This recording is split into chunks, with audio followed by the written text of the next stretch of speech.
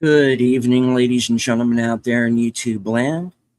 I am deleted scenes human being American and YouTuber Ronan, and I would like to welcome you to tonight's episode of Live from Sparkwood in 21. This series chronicles the 1990s cult classic television series Twin Peaks. Its prequel movie, Fire Walk with Me, its 25 years later sequel series, The Return, which ran on Showtime in 2017, the multimedia surrounding it, and the films of David Lynch. Joining me this evening, the superfans. Last call, Troy Pacelli. Hello, hello. His better half, Netters Network. Good evening. And the president of the Flappy Fan Club, Aged Boomer. Happy to be here. Flappy was a big fan of Whippets, apparently. That does not surprise me in the slightest. Not at all. I do want to say hello to a few people who have joined us in the live chat. Jamie Lynn Simons is with us. Channel member JPRPH1. Faithful Blue Wrench channel member, the Bird Woman of YouTube. Watch out for her channel, Fluff Chip Productions. It's kind of clear. Scrolling down, I want to say hello to the Tired Midnight blogger, Curtis Selby.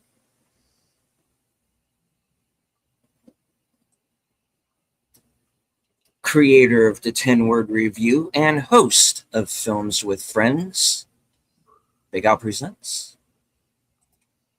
Friend of the channel, Daniel Berry Sports Highlights. What's up? Good to see you, sir. All right, we got to do a little bit of housekeeping. Now, from time to time, there are certain guidelines that have to be followed on YouTube and Cosme and some of the other platforms that we do these shows on. And one of the things that actually popped up today is a situation involving bots and spamming. Now, very quickly, I do want to explain for those of you who might be new to my channel, at least, that there are only two things that will get you either A, kicked out of a chat, or will get you a channel ban. Now, if somebody wants to go on during one of these watch parties and say, oh, where's the movie or where's the show or we're going to take your channel down, I'll just mute them. And again, it's one of the situations where a number of them turn out to be bots, or these people who've supposedly been on YouTube for 14 years, but don't have any content and don't have, any subscribers. You will run into that from time to time. I'm not really talking about that. That's more of an annoyance than anything else. Now, what will get you knocked off of my channel is one of two things. Anything racial is out. I will not put up with it. I know there's kind of a lot going on in the world right now, and everybody has their opinions, but that's something that's going to get you kicked off if there are any slurs of any kind against any group. Another thing that will get you a channel ban,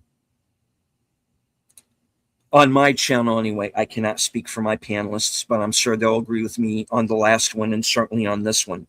Mm-hmm. If someone decides to use my channel or its comments or the chat to threaten the life of another YouTuber, Oh, Hmm. which has happened before. I will absolutely fucking not put up with that. Now, that has Language not happened justified. on this show, but it's happened at other points. Mhm. You can agree to disagree with someone, okay? But this is YouTube. It is not life and death. But I am bringing this up right now as an example of what will get you knocked off of my channel. Now, there has been, and apparently not just here on YouTube, but on other platforms, and not just on our channels, but on other channels, where apparently there's been a lot of spamming and bots, you know. That's something that we have to be careful of, guys, because if YouTube or Cosme or Discord or any of these other platforms start to think that the people who are watching our shows are bots, we get penalized for that, and our channels could get affected. Now, we want the feedback. We love the chat. You know, you guys are part of what makes shows like this one work. We like the interaction. But you do, but if you're going to interact with the chat, there are things that you have to be careful of. There are certain words and phrases that you got to be careful using. You have to be careful not to spam the chat. Now, one of the things, for example, okay, is that if you start like making references to things that have nothing to do with like the subject of the show, every once in a while, that's fine. Okay, I do it. Everybody does it, but you do have to be careful about the number of times that you do it. I'll give you an example. Okay, if you're watching 1883, but somebody makes a lot of references for some reason to Blue Thunder, one or two is fine. But if you start doing it for the entire show, you got to be careful of that, because YouTube or Cosme or Discord and these platforms, they're going to think you're a bot, and they're going to start to think that everybody in the chat is a bot.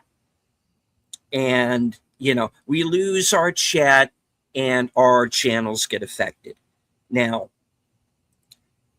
our channels, we have our audience, but in the scheme of things, we're not very big. We don't make a whole lot from this. So whenever issues like this arise, that affects our channels. So what I am asking you all to do tonight is to just kind of police yourselves for right now. If somebody is starting to look like they're going to get out of hand, what we're going to do is we're just going to say, you know, let's edge things back on over to what we're actually talking about. So consider that kind of warning number one. If it continues, that's going to be warning number two. If somebody still doesn't get it after that point, I'm going to start deleting off their chats. I'm basically going to start putting them in timeout. If you come back from timeout and you continue, I'm going to have to take you off.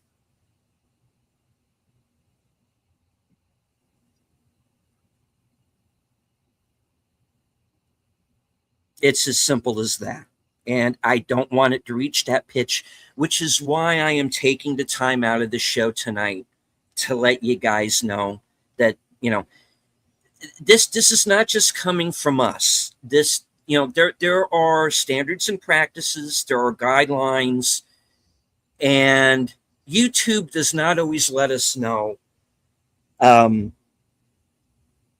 we're drawing outside the lines, let's say.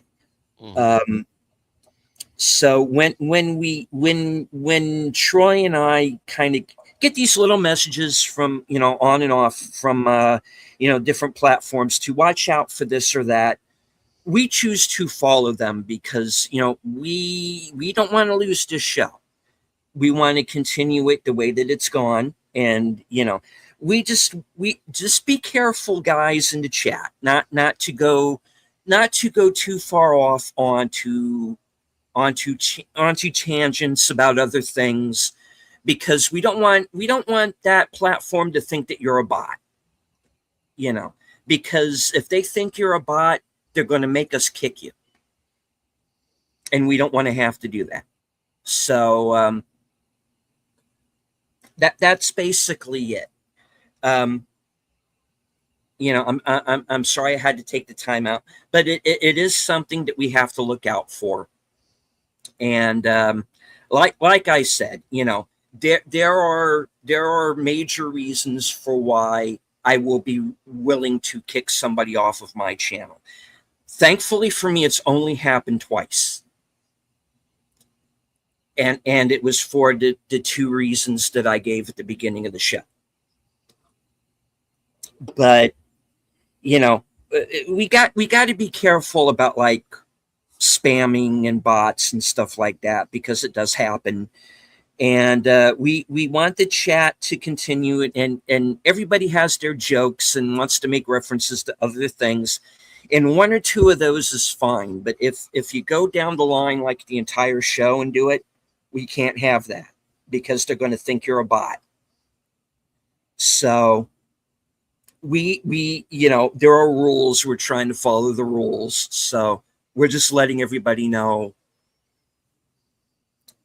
ahead of time. And like Connie says, this is an issue that happens quite a bit on Cosme, I've noticed. But it happens in the YouTube chats too sometimes. So, just police yourselves. Like that phrase, think before thumbs. Think before you post. And that's basically all that I'm asking. Spam belongs in a can. Yeah. I'm sorry. I also want to add correct. that y'all are blue wrenches. Those of you who are blue wrenches, you're blue wrenches for a reason. Yeah, don't be afraid to step in and say, "Hey, let's get back on track here, guys." You're given that responsibility. Use it. Do what you have to do. Those of you who are wrenches from my channel, well my mind. Okay.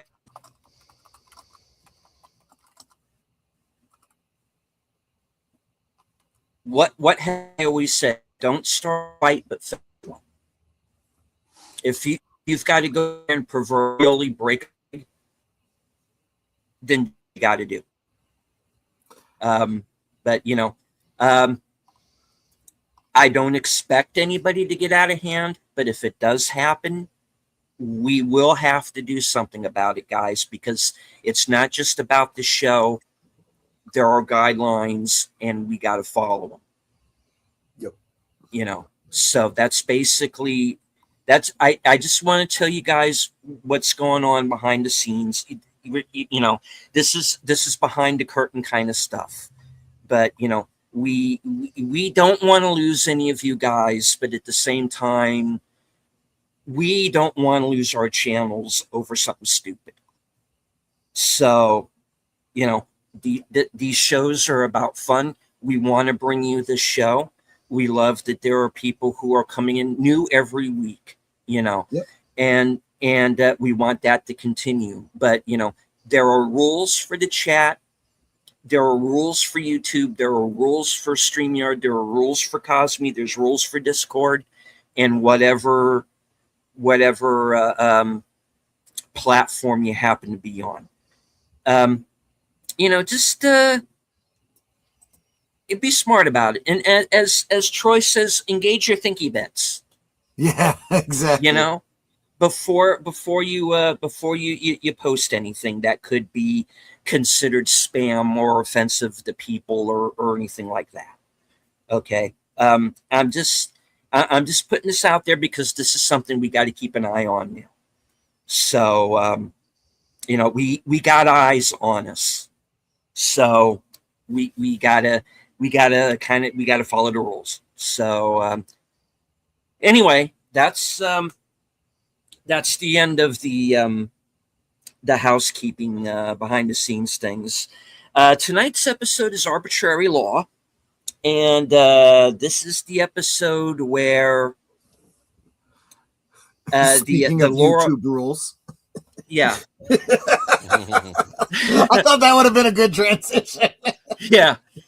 This is the episode where the Laura Palmer case comes to its conclusion, at least for the ABC version of the show. It does come into play in season 3, but for right now, this is basically the episode where it ends, and basically. The idea was that the case was never going to be solved. It was just going to be the MacGuffin that was going to lead into the town and the rest of the stories that were going to take place. I was always of the mind, personally, that it was going to get solved, but it would be solved at the end of the show. Or at least, if not solved, there would be enough clues there that we would know what happened and who did it. Unfortunately, a certain network executive by the name of Bob Iger. Yes, that Bob Iger. Yes, that Bob Iger did not see things that way. And basically, he's the one who started the ball rolling on getting the mystery solved. Therein and henceforth, essentially fucking up David Lynch's ultimate plan for the show. And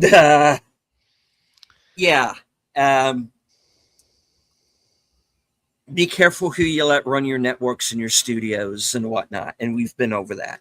So anyway, if the Cosme link is up, which I will have to check and see if that is up on my channel or not. It is, but you would have to pin it yourself. Yeah, I gotta. Okay. All right, on my channel, it is the room, the Cosme room is pinned.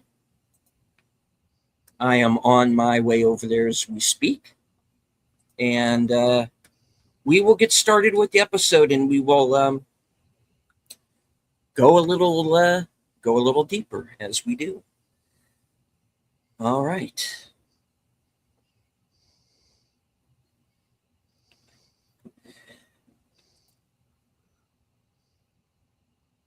All right. So if we are ready, Troy, in 5, 4, 3, 2, 1, play. Flappy. Yes. So a couple of bits of trivia here. First, this episode marks the second Emmy nomination for Kyle MacLachlan. Mm-hmm. This is also the last appearance of both Ray Wise and Cheryl Lee in the ABC run of the show, although Cheryl Lee is credited in every episode. Mm-hmm. And actually, there's a third actor, Al Strobel, is also, this is his last appearance within the span of the ABC show. And remind us again which character he played? The One-Armed Man. Mike / Oh, what was his real world name? Mike's Philip Gerard, Philip based Gerard. Right, on right, based on the of course the character from The Fugitive. right.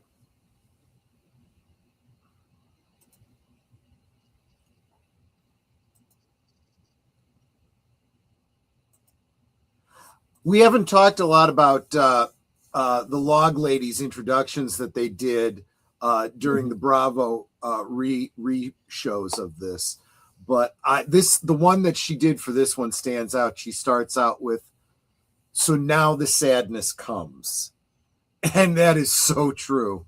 Yeah. Reservoir Dogs here. Yeah. This is also the first episode where Frank Silva is credited as Bob. You can already tell this is going to be an important episode just from this intro. Yeah. Oh, yeah.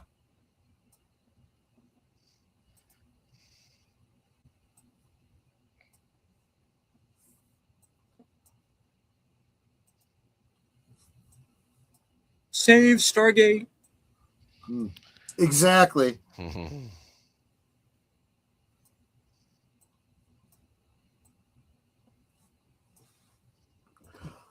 Again, I don't think we're shying away from spoilers. We all know, heck, even just from the last couple episodes, we know that Bob's host was Leland Palmer. Mm-hmm.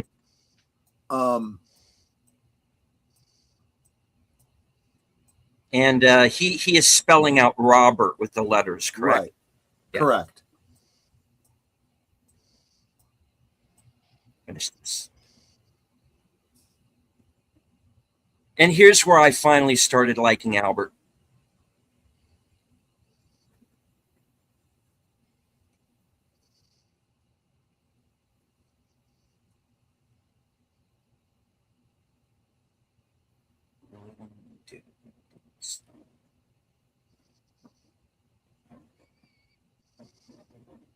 I like that because he really doesn't believe in any of it, but he's willing to grasp at straws. Yeah. And He knows Cooper believes it. Yeah. And whatever your method is, make it happen. Sorry. Oh, I didn't mean to interrupt, but no, go ahead, Boomer. Albert, in Please. his own way, cares about the victims too. Yes. Yes. I have always suspected that he does care about people, and that's got to be why he got into law enforcement. But everything he's seen over the years has gotten him so jaded that he's completely lost all the human niceties. Doesn't mean that at his core he doesn't still care.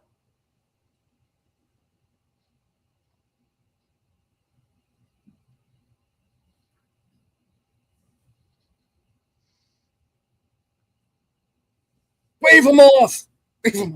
I always say that. Oh, James, you are so dumb. Laura pegged it so right. It's so mean, but true. Oh.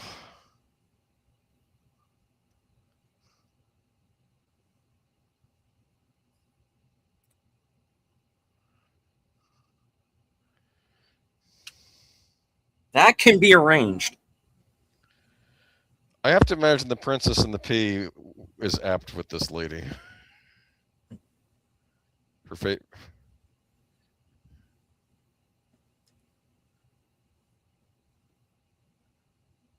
Oh, jeez. I'm joking. I don't even like the menus. Yes.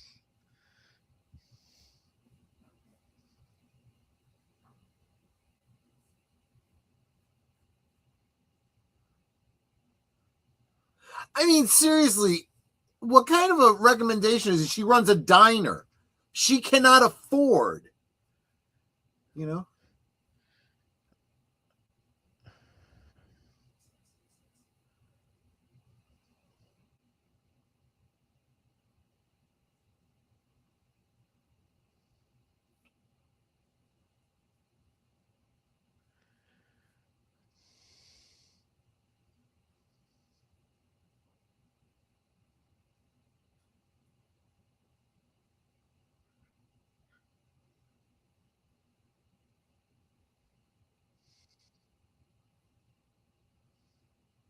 Oh, Schnapple.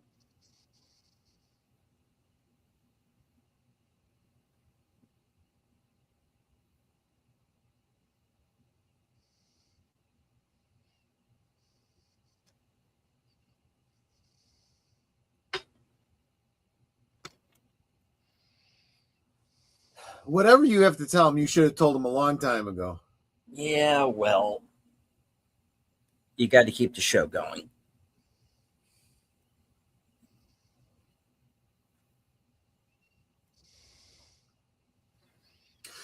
It's interesting that you mentioned that, Enigma, because I was just watching a video recently about the Woolworth lunch counter. I mean, typical diner, right? And it literally was intended to be a lost leader. They lost money on the Woolworth lunch counter because their real goal was to get people to come in and have lunch and then be there in the mall, in the store and whatnot, and shop.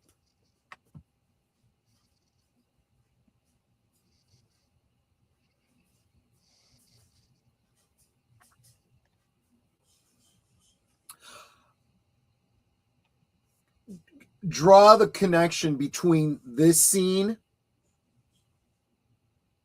and the last scene of season 3, The Return, where they go to the house and there's somebody else living there, you know?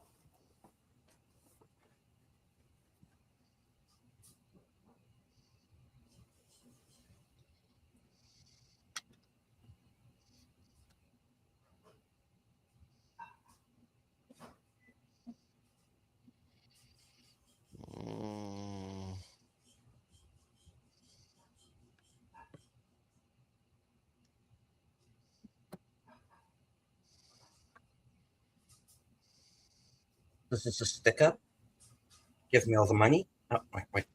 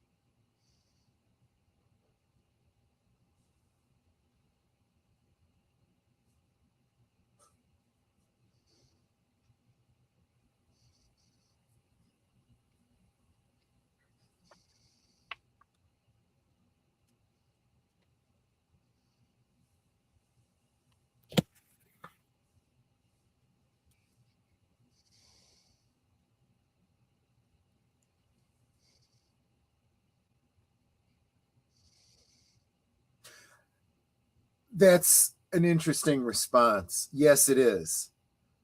And what's unspoken is, and yet it happened.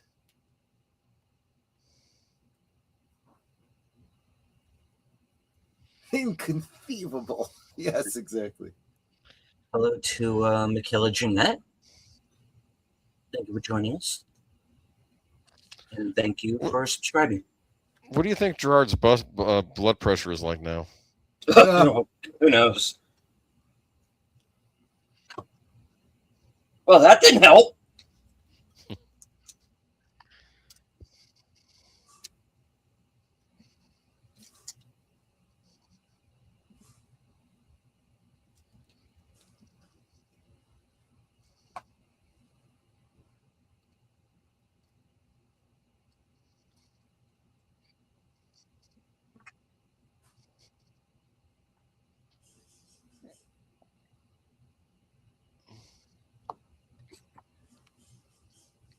Like a ring. Exactly.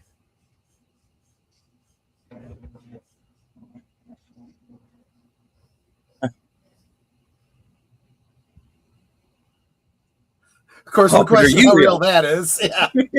Mhm.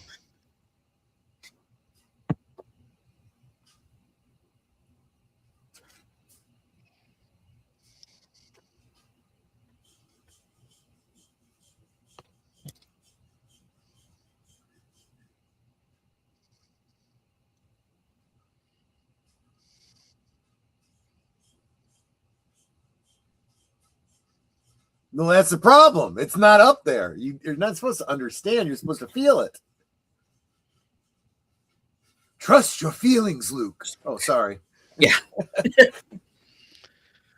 We may have asked this. We may have answered this question before, but does this actor indeed have one arm? Yes. Yes, he Okay. does. Yes, okay. Yeah, that's not a special effect at all. That's Yeah. casting, somebody that was perfect for the role. Gotcha. Imagine that. Indeed. Mhm.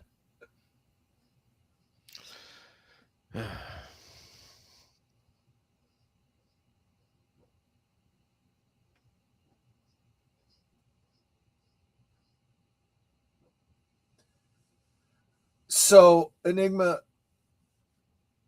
Severus says, so have I forgotten how the man lost his arm? Because it would be cool if Bob ate it. So remember, there's two aspects here. There is the real human being that is Philip Gerard, who lost his arm in a car accident. However, Mike, the entity from the lodge, claims that he cut the arm off to remove some sort of a demonic tattoo because he had a conversion. The arm that was removed, the spiritual arm that was removed from Mike, is literally the dancing dwarf. He is the arm.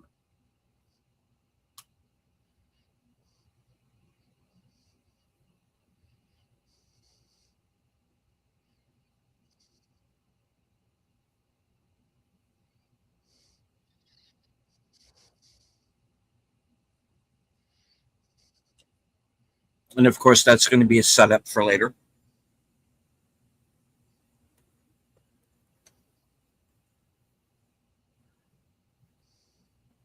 Maybe, baby, I'll have you.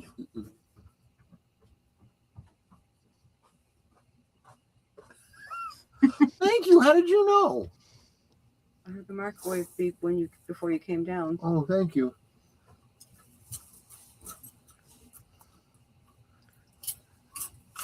It's actually a 50-50 probability. Yes, but we know how she is with words. Yeah.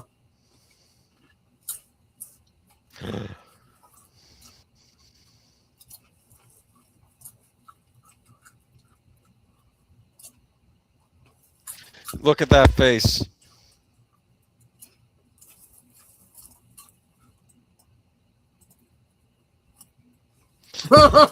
She's liking the idea of them having a fist fight, isn't she? She likes him being assertive. That's why she gets annoyed when he starts being polite. Meanwhile, Mhm.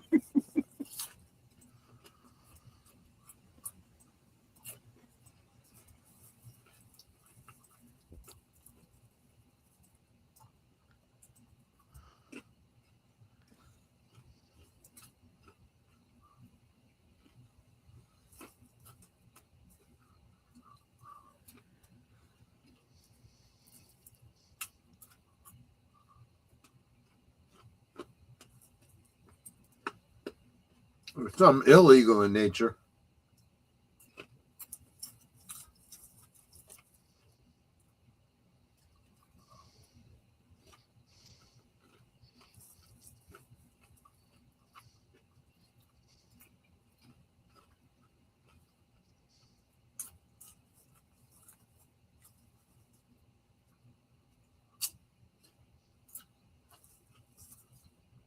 Interestingly, that's true. He technically is falsely accused.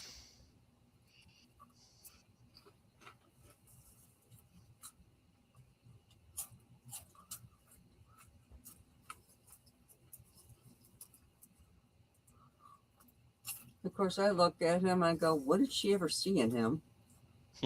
Money, property, power.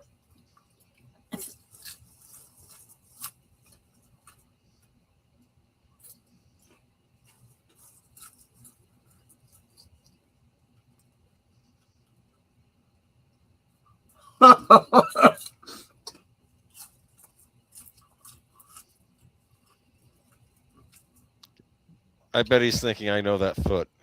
Yeah. Hey there, Tarantino. Ah!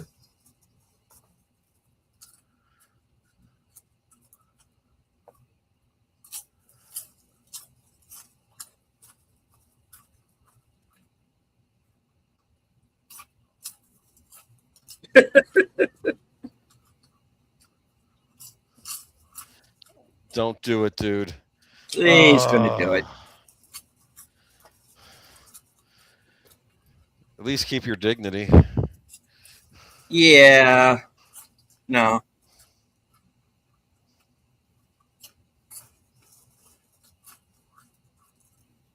He's already on his knees.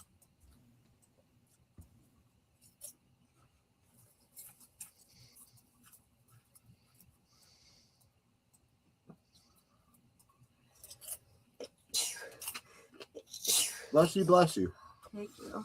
I will admit, even knowing that she was Tajimura, you look at her and you're like, man, that's a good makeup job.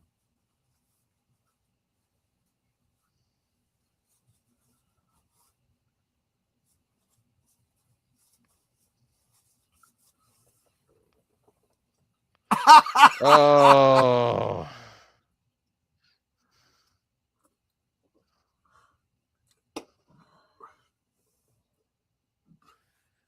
You know.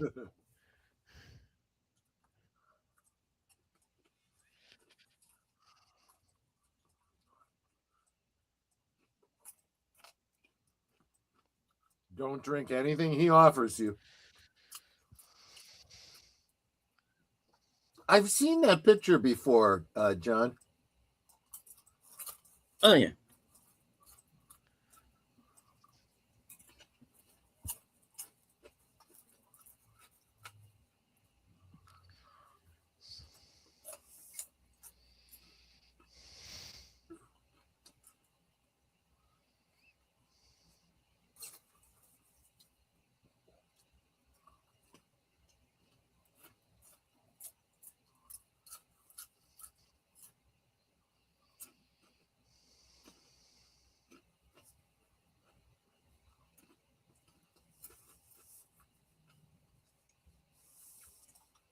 And should she be Now, smoking in someone else's Enigma house? says she shouldn't be smoking at all. Enigma says Bob is wanting to come out. I agree, but I'm going to say something else. His reaction to her glasses, right? Recognizing them as being Laura's makes you wonder if Bob is already planning her to be his next victim. Oh, for sure. Yeah. Which, of course, would connect to the whole thing with the sweater in Fire Walk with Me. You know, her realizing taking my clothes, taking my stuff, whatever, puts you at danger of getting Bob's attention.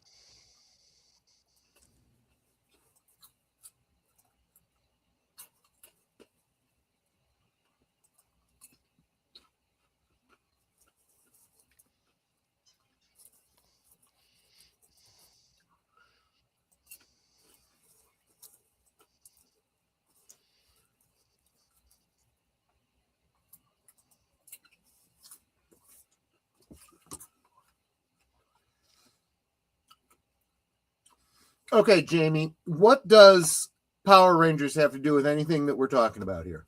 Yeah. This is the kind of thing that we were talking about before. Yeah, a little less Power Ranger, Jamie. Please.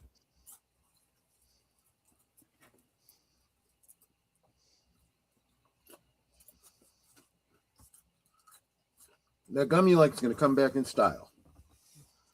Oh yeah, that's right. I remember that line. Now, you were talking earlier about the whole Bob Iger thing and having to force the mystery. And I think what hurts the most is that we don't know exactly how these last, I don't know, well, all of the episodes this season so far would have played out if they were done exactly the way Lynch wanted. You know, it was very clear. We were seeing all the clues very well, clearly. Excuse me. I didn't mean to say it that way. To figure out who it was. Would we have gotten the clues given to us that clearly if they weren't going to do the reveal?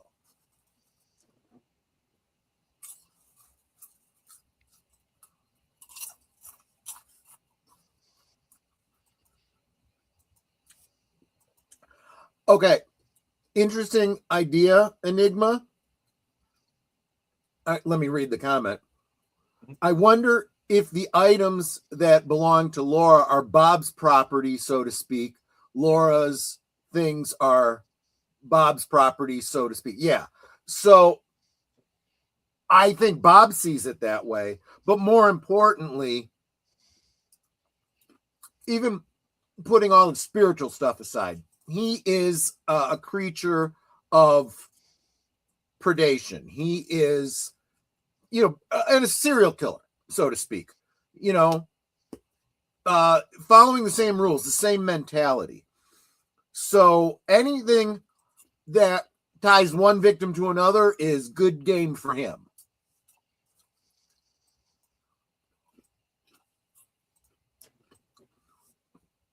But there's also a more meta through line. Cooper was talking about his ring previously. There's the other ring that ties people to the lodge, literally acts as a gateway to the lodge.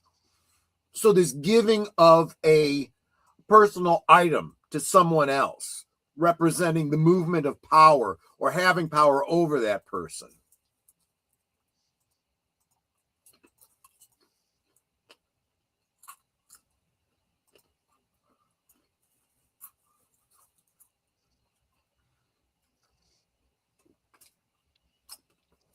That's interesting. Was the character of Bob inspired by Bob Iger? I hadn't thought about that. It's too cool a coincidence to truly be a coincidence. I think Bob is just one of these names that's, what is the word, innocuous? Like, yeah. Bob's over there. Like, Bob it's a very basic name. It's like Joe, but you don't want to use Joe. That'd be too obvious. That's a good point too. Yeah. Like someone says, "Oh, Bob's coming by." Well, who's Bob? That could be any number. Well, think about it too. Million people. Bob is the boogeyman in her story, right? Right. And who thinks of? We literally had lunch at that table there. Anyway, who thinks boogeyman, and they say Bob, right? The boogeyman Bob, right?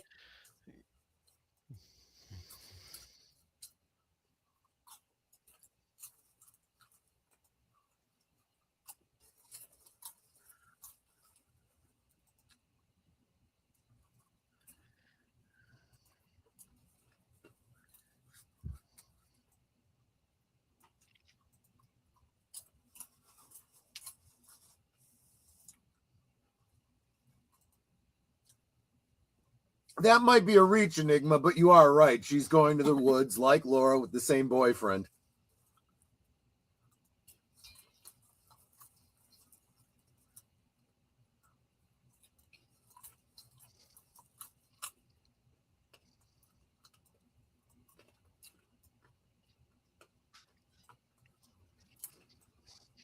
And the fact is, if you stay with her, you won't be happy. That's something he isn't wise enough to realize, but it is true. Very similar music to Mulholland Drive here.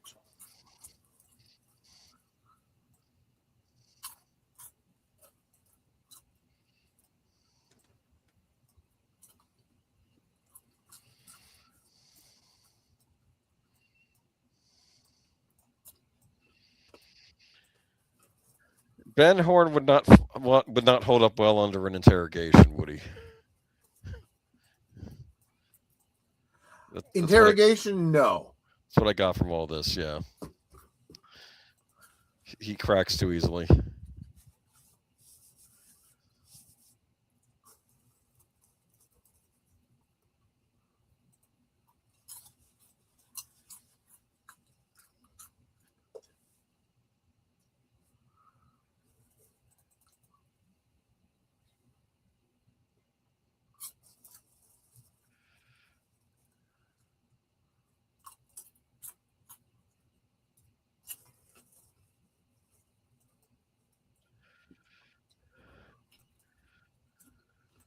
Yes, I'm literally eating popcorn too.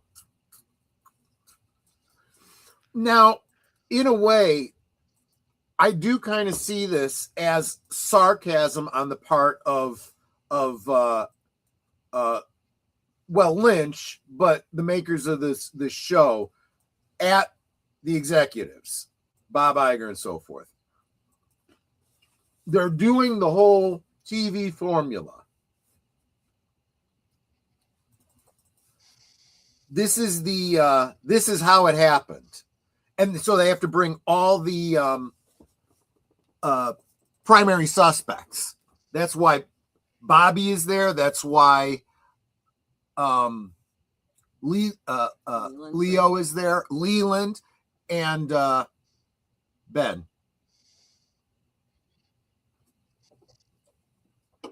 That's perfect. I like how it's Albert that looks up like, whoa.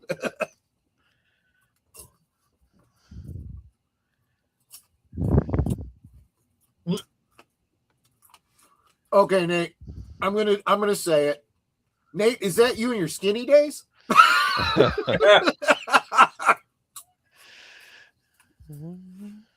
I only said that because of your line previous on the lunch one.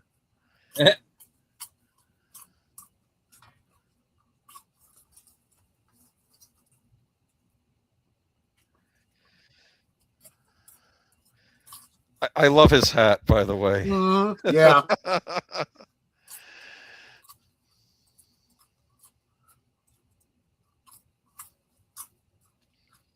What did he hand him?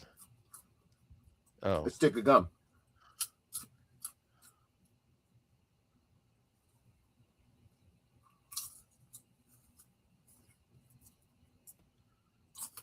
Hi, Kiba. I've heard that before. I love the freeze frames. This is brilliant. That was not Cosme hanging up on you guys. That was intentional. there's the arm.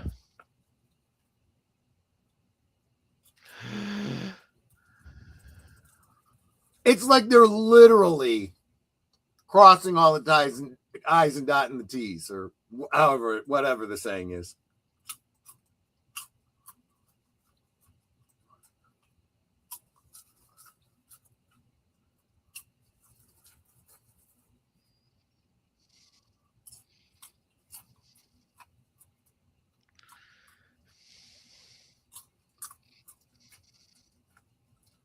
I can't even remember my skinny days. Go for it, Enigma.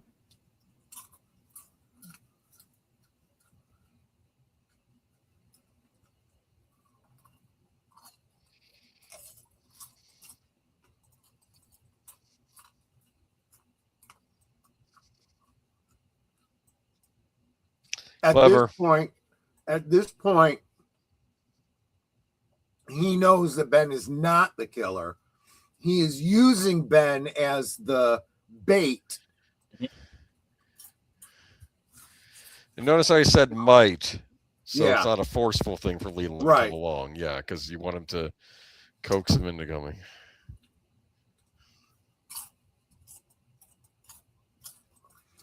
He just had nice coffee. New shoes. Yeah, yeah. New shoes, yeah.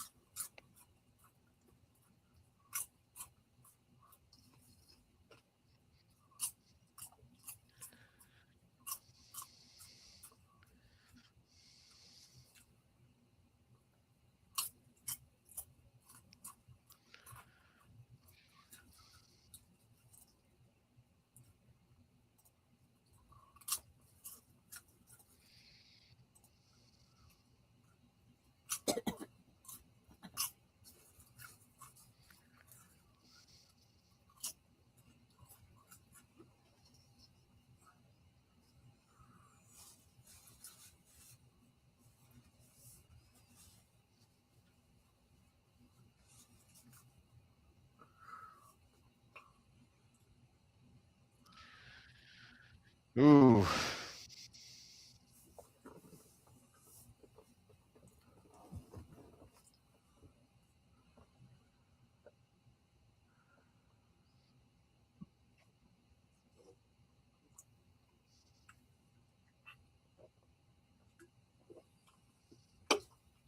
But I am an attorney. Right. Well, not at the moment. So Twin Peaks, David Lynch's purpose of this work, in order to catch a demonic killer, an FBI agent will need to go through the two dimensions in order to stop the demonic entity Bob. Yeah.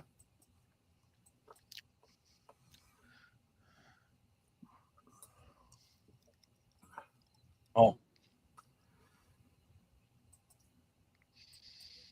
Okay, Jamie, just changing to another movie doesn't Yeah. keep you on topic with us. What does Elvira have to do with any of this?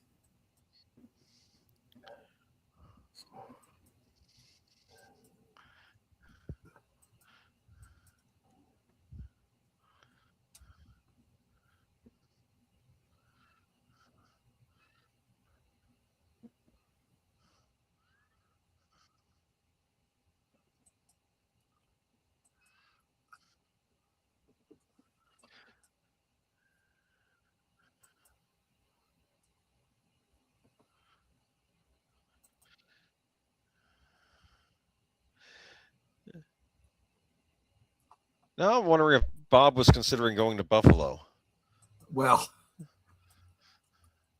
new city.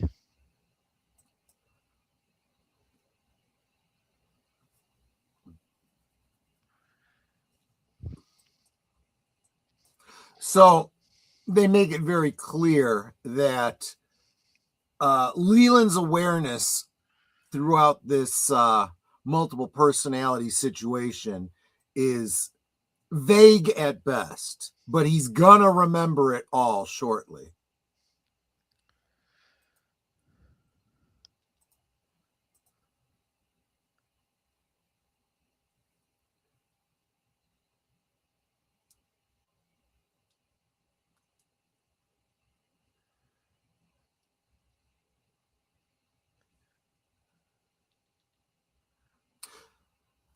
A lot of people have drawn a connection between that line there, what's going to happen in just a moment here, and the whole "gotta light" thing in season 3. I'm sorry, but I hate his smile. He looks like the freaking Joker. Yep. Actually, he would have been a good Joker. He's got the right face if he was Yes. made up right. His mouth is the correct Mhm. mouth. Mhm. I don't like him. He's creepy.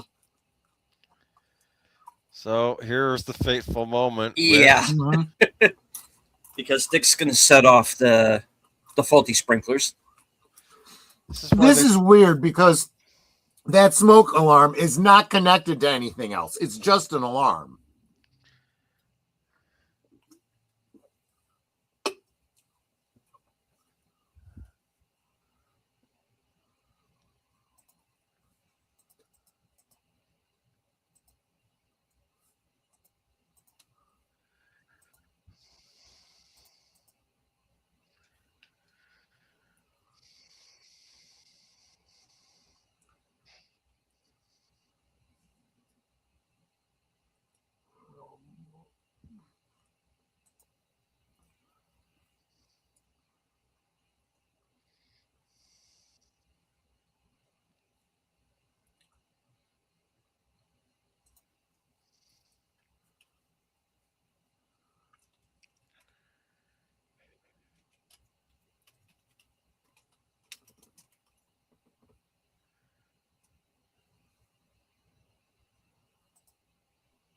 Actually, both are true.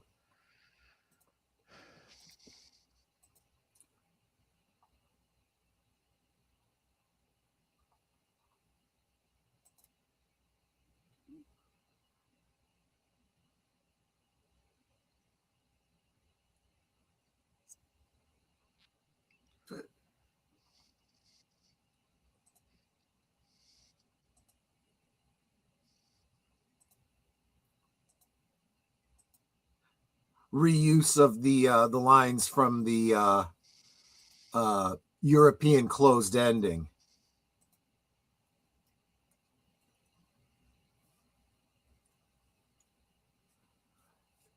In a Facebook Live Q&A, Kyle McLaughlin stated that this shot of Ray Wise screaming in the sprinkler water that appears like rain is a favorite shot, his favorite shot in the entire run of the show because it was so beautiful. And I'm sure him slipping on the cement was not scripted. It was Probably. actual, because the when we did our safety class, they Yep. mentioned how many pounds of pressure there are that come out of those things. Yeah.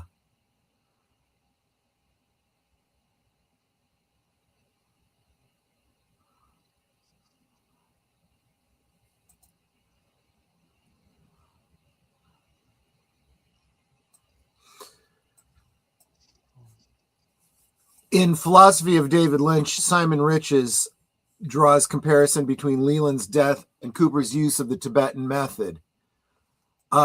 Using an excerpt from Desire Under the Douglas Firs, Entering the Body and Reality of Twin Peaks, a critical essay by Martha Noshimans, Rich explains that Cooper acts as Leland's spiritual guide, which is a narrative realization of Cooper's Tibetan method.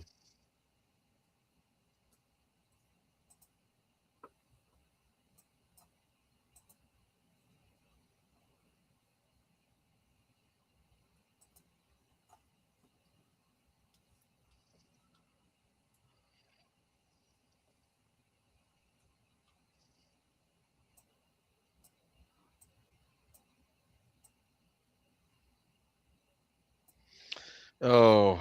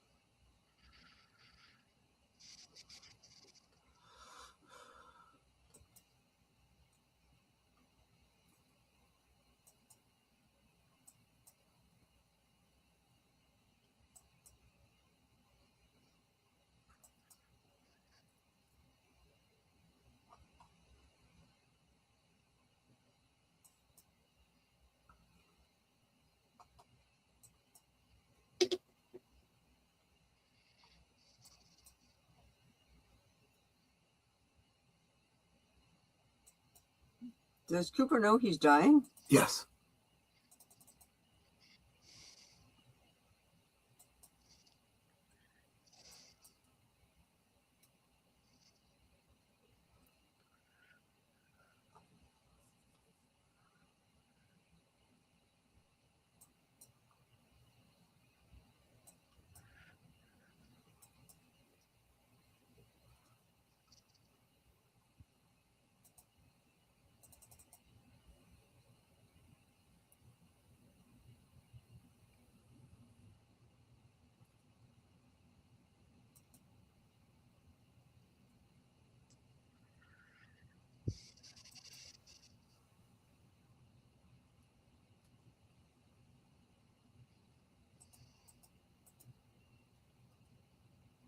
Perfectly filmed, great pacing, the timing of them turning off the water just as he dies, you know? mhm.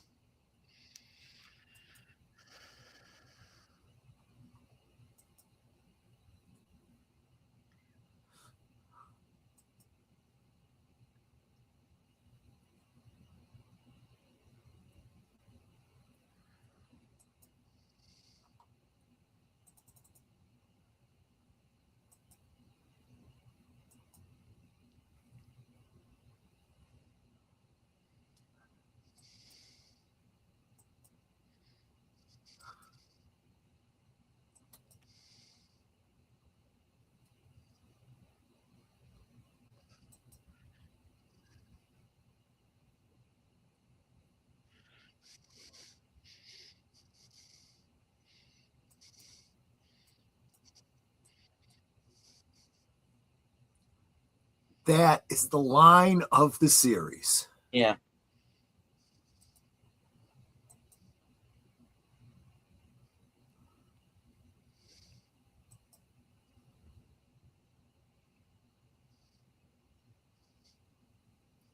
Mm-hmm.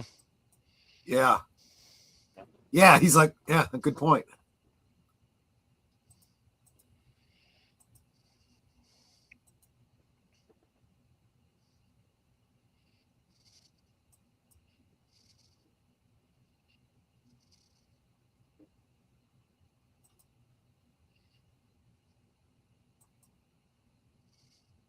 Yeah.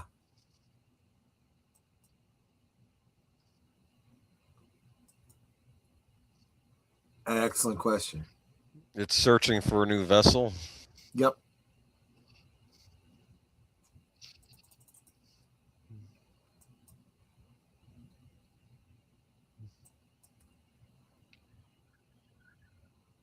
Owls are not what they seem.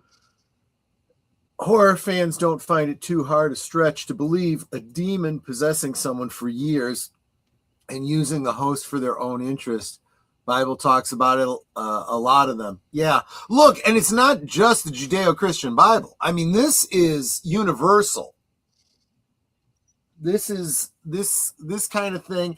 And, you know, this is why I say you could believe Tibetan mysticism, you could believe Christianity, Judaism. We don't talk about Judy. Yeah, we don't talk about Judy, right? Here's a question I'm going to throw out to you. He kept saying they. He wasn't just talking about Bob. He was talking about they. Now, I've always kind of tended to believe that he meant, you know, the sum total of the of those in the Black Lodge, right? So Bob and the Arm and the Traufonts, and you know, later we'll see the Lumberjacks and so forth. But I'm wondering if those aren't just other manifestations of the children of Judy, just like Bob, right? Now, remind me, do we see the Chalfonts after this?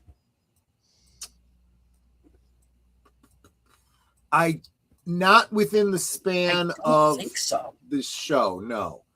Next time you see them is retroactively, you see them in Fire Walk with Me.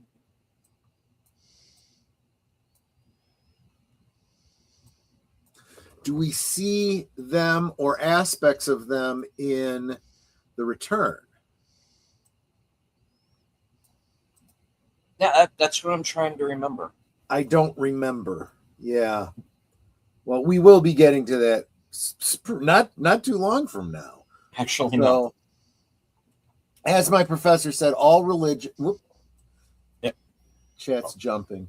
All religions know there is a problem with humanity and its place in the world. All religions know there is a shortcoming and a problem with humans. Christianity is the only one that discusses a resurrection and personal sacrifice. Yeah. Yeah, absolutely right. I think when he said, and you know what, going back to that thing about personal sacrifice, the idea of sacrifice has always been a part of all religions, but it's almost like humanity is trying to manipulate the spiritual realm, right? The only and I'm speaking generally. I know it's going to sound like I'm speaking in Judeo-Christian terms, but I'm speaking very generally. The only payment, the only sacrifice that can be made is blood. Blood is the only thing that has power because it's life. Blood is literally life. And there's all this mysticism, you know, of killing an ox, killing a lamb, killing a whatever. And it isn't really until Christianity that says, yeah, you know what? The only way is killing these animals is just symbolic.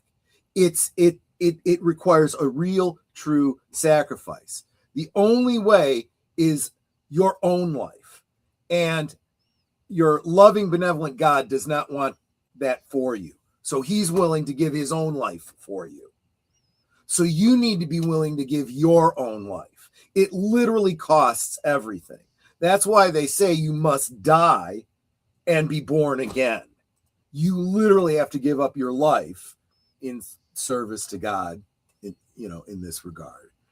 And but there is that absolute through line of and this is also why Christians talk about being bathed in the blood of Christ, washed clean in the blood of Christ, because only blood sacrifice can atone for the evil of the world, or your portion of that Garmin Boja, so to speak. As far as Leland goes, though, is he responsible for what transpired, or isn't he? That's the thing. Simple answer, yes. More complicated answer, yes and no. Here's why. And this all comes down to, it's funny, we just had a SCOTUS ruling about the vampire law, right? The vampire law being the states that want to make it where you can't go into public locations that have that don't specifically say you're allowed to come in with a concealed weapon. You can't make that the default statement. You can say we don't want guns here, but you can't just assume by them not saying so. Reason being, just like a vampire, they must be invited in, right? And that again talks to a much older folklore. Evil does not come in unless invited. That goes before vampires. That goes to the concept of possession and so forth. And I think there's a lot of films that have dealt with possession that have touched on this, and there's some that just don't quite get it. There is the movie The Exorcist.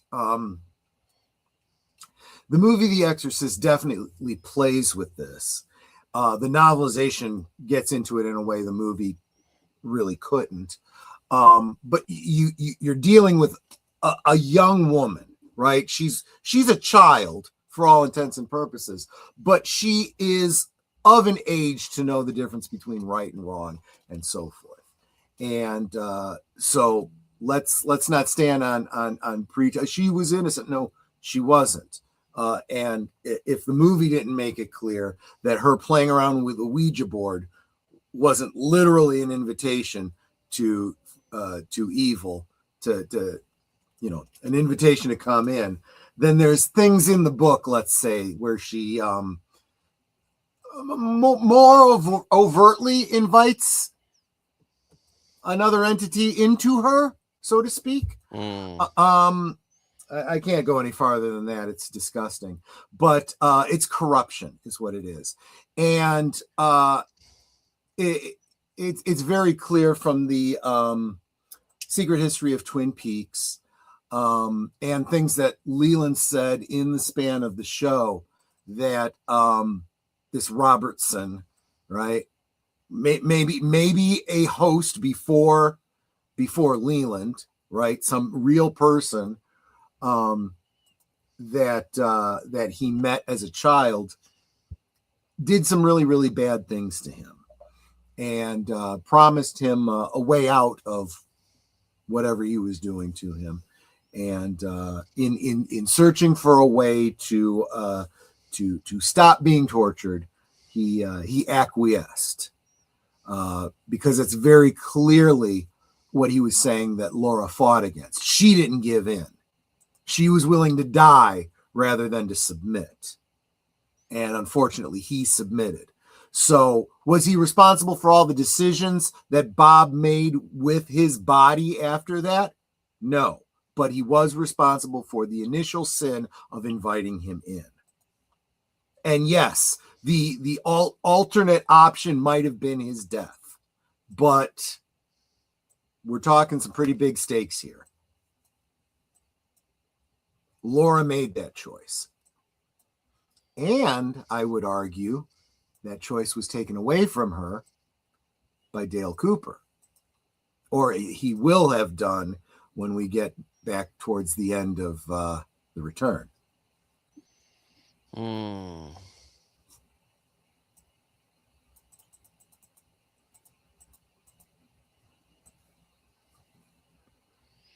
But Well, we'll get there. Well, actually, I keep forgetting. We don't have to worry about spoilers because we've already run through this. and Enigma brings up Nefarious. I have not seen this movie, but I'm not surprised if it touches on some of the same themes I was just talking about. I have not seen it either, but it does have a very interesting premise of this of a psychologist going in to speak to a death row inmate who's about to be executed, who basically says to the priest, "Well, I am a demon, and that's why I did what I did." And it becomes this debate between the two. It got marketed as a horror film, but it's really a debate, psychological thriller between the two of them. Yeah. Heck, even if you assume that he really was a demon in the religious, mythological, folkloric sort of way, it's kind of like the Screw Tape Letters. Then, you ever read the Screw Tape Letters by C.S. Lewis? It's literally letters between two demons talking about how to corrupt human beings. It's very insightful and a little bit scary too. I was talking about some of these corrupting elements literally today in Liquid Lunch. When I get on my soapbox talking about modern neo-Marxists and their cultural vandalism of our movies and so forth, this deconstruction, which, remember, deconstruction is literally destruction, right? Of aspirational, hopeful, inspirational heroes. What they're literally trying to do is destroy the foundations of morality and of basically our society. And it's really no different than whatever you believe, literally or figuratively, what demons do to corrupt humanity, and they always need a vessel, don't they? Because they're not allowed to touch anything, but they can get you to do stuff for them.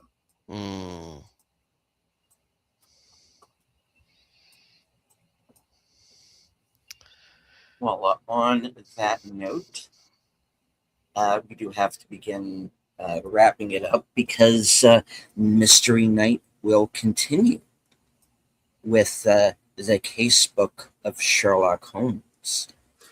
Yes, over on Troy's channel. Would you like to? And I do apologize that I didn't announce this sooner. Didn't realize it until tonight. The actual story that we're going to be doing is oh God, what's the name of it again? Let me bring it up for myself here. Where's my mouse? I got the wrong mouse. It's the Master Blackmailer. Yes, the Master Blackmailer, which is from the Casebook of Sherlock Holmes. The Casebook of Sherlock Holmes is all short stories. They're not like long novels or anything. I want to say this was like a 4-page short story. And when Granada did it, they blew it up into an almost 2-hour teleplay. So we're only getting the first half of it tonight. I can't do, the whole 2-hour thing, but because it's just not how I have the show structured. But I will get into it because I'm going to have to talk through the fact that it is a Granada choice, and there are some choices that Granada made that some of the purist take some umbrage with. We'll talk about that tonight. But anyway, long and short of it, the first half of the Master Blackmailer. And what else do you have coming up? I'm sorry. Yes, and then Friday.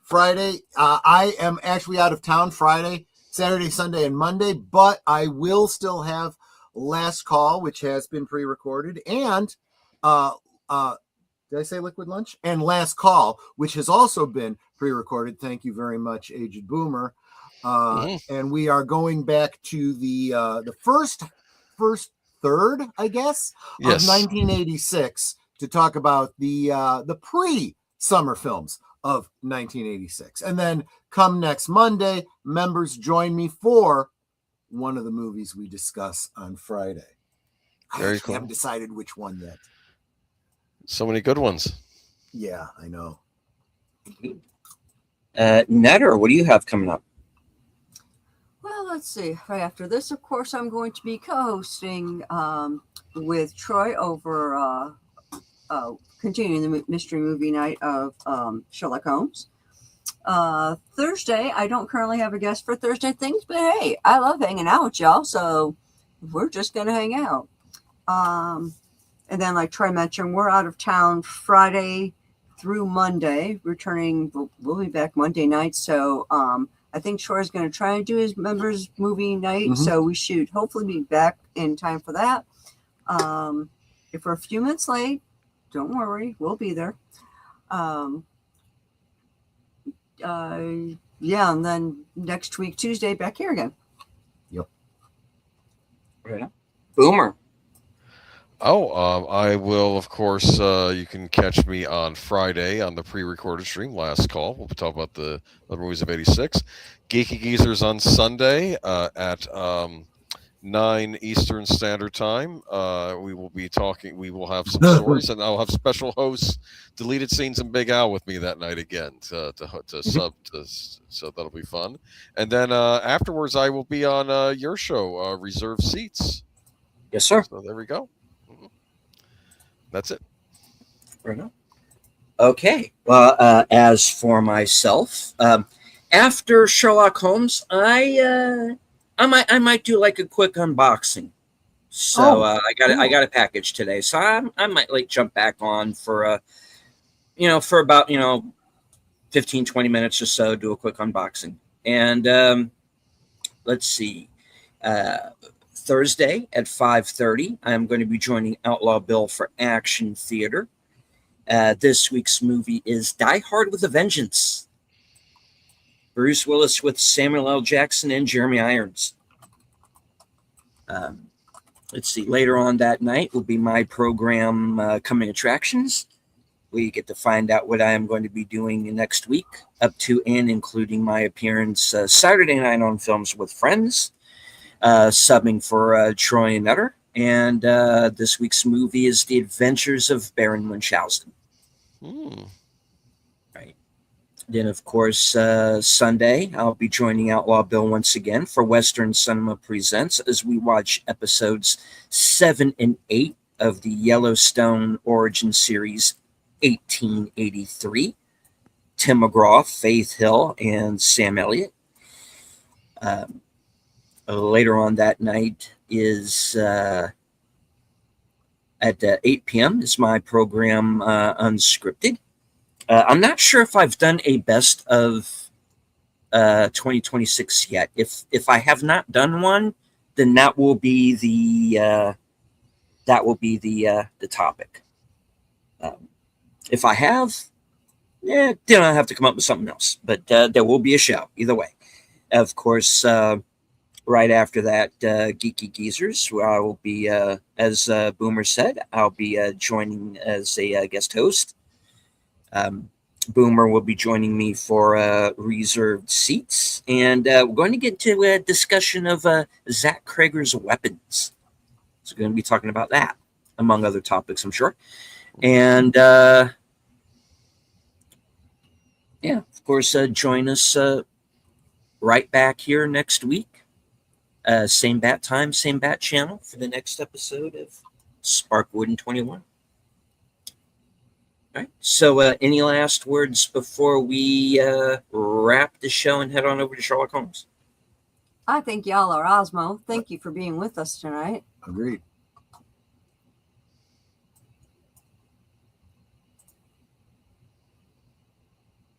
Right on. Okay, so I would like to thank everyone who joined us tonight, both here on StreamYard and YouTube on Cosme.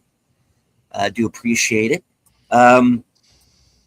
Apologies for the earlier rant, but there are guidelines, and things happen, and sometimes real life intrudes. So thank you for bearing with us and cooperating with us on that. Appreciate it. And I would like to go ahead and I know this is a little bit off track, but I want to thank everyone who joined Sin Enigma and Rachel the Elder Millennial and I earlier tonight for our mystery movie night broadcast.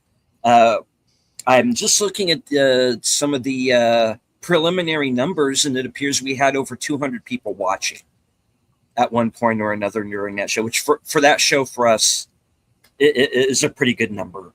So I really do appreciate it to everybody who watched.